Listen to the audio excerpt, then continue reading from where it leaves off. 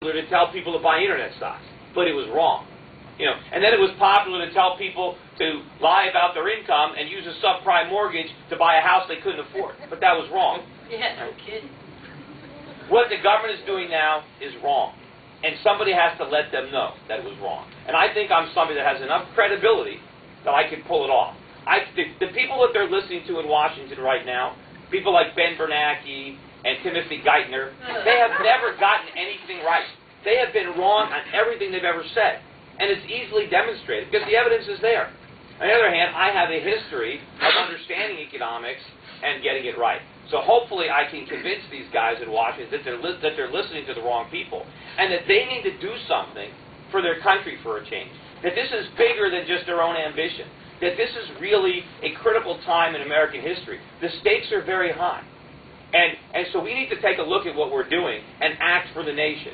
We need to seriously shrink the government. The government is much too big, and we are too broke to afford it. We can't talk about, freezing spending on 20% of the budget next year. We can't freeze the budget. It's too big.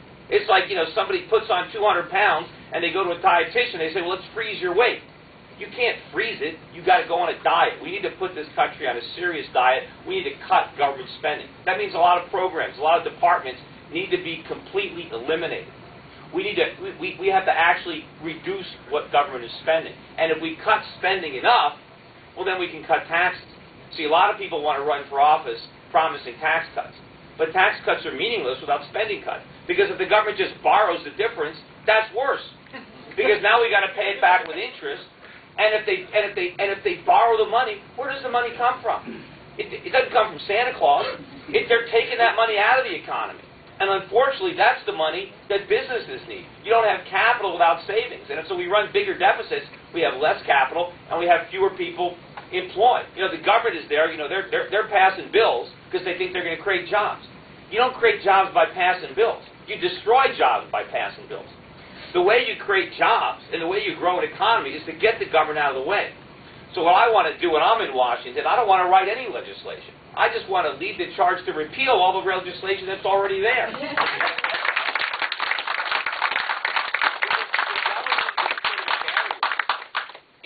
In front of business. And all the problems that we have, whether it's in healthcare, whether it's in education, whether it's in housing, they're all government-made.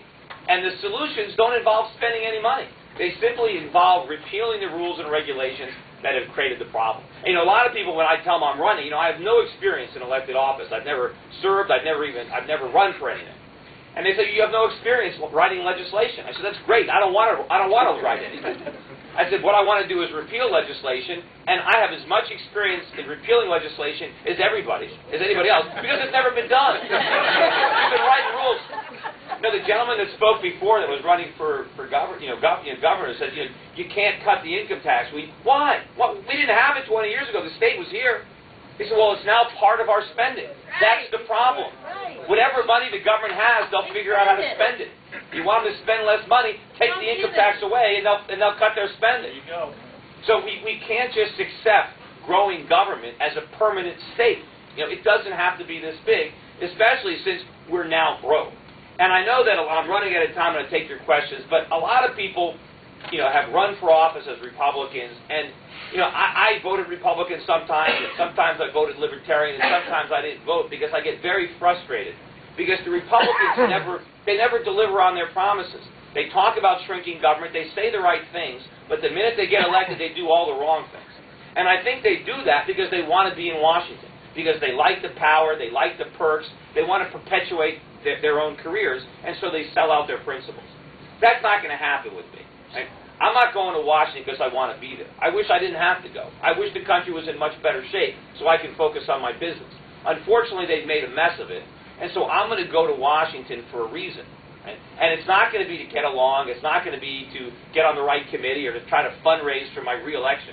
I'm going there to bring these principles to Washington and to remind the other Republicans why they're there in the first place and to get them to actually act on those principles and risk not getting reelected. And I know a lot of times, there are some Republicans that are going to say the right thing. I have no confidence that they're going to do the right thing when they get there. And I know a lot of you probably share that. I know in the past, whenever you've had an election, whoever the Republican is on the ballot, you figure, well, I'm going to vote for him because he's better than the Democrat. So you hold your nose and you vote for the lesser of two evils. But this is going to be your first chance. If I actually get the Republican nomination, you're going to be able to go into that booth and vote for somebody instead of against somebody else. And anyway, I thank you for letting me be here. You just say right there. No, I'm going to take your question. Oh no, yes you are. But you're going to start with me.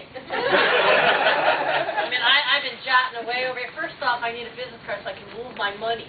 What's left of it? I didn't bring any with me. Okay, so we just need. I think there's a person in this room who isn't going to fire their financial guy tomorrow because I'm sick of looking at the numbers going in the wrong direction and we're not giving them anymore. Anyway, I love that you made that comment about the career politician, and I can pretty much guess that you don't know Chinese either. Okay, that was a big thing that's fun that happened. We saw something. But the one thing that I'm hearing, and I got to tell you, you got my blood going here. Twice you've been Paul Revere. Twice you've been on the horse screaming, "Listen to me!" Now you're going to go to Washington. How in God's name do you think, what are you going to do, run up and down the hallway, meet him in the men's room? What are you going to do? Well, first of all, the reason I am running, one of the reasons is that no one in Washington listens to me as a private citizen. It doesn't matter how many books I write, how many television shows I go on. Washington recently held a hearing to try to figure out why there was a financial crisis. I said, look, why don't you I'll give you copies of my book. It won't cost you anything. Just read it, And I offered to testify. I'll come down. I'll take the train myself. I called. I said, they won't invite me. You figure they're trying to figure out why there was a financial crisis. Why not invite one of the few people that actually predicted it? Why just invite the people that said it was impossible, that were blindsided, or worse yet, some of the people that actually were instrumental in creating it? They brought them down. So my hope is that they won't listen to me as a private citizen. But if I'm a senator, they'll have to listen to me because I just go down the hall. I just corner them.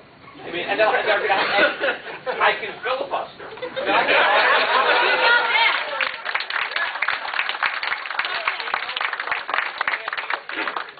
I'm going to try. So you're going to join them and talk? And then try to change it from the inside. I think it's a doable thing. Okay. I'm guessing there's going to be lots of questions. Peter, hang on down there. Peter, go ahead. I'll let you. All right. That was a hell of a speech from no teleprompter, I'll tell you. And one thing, if I ever am elected, I will never have a prepared speech, and so no one will write it. And if anybody has a question, I'll always answer it because I don't get my answers from my pollsters or from my advisors. They're my answers.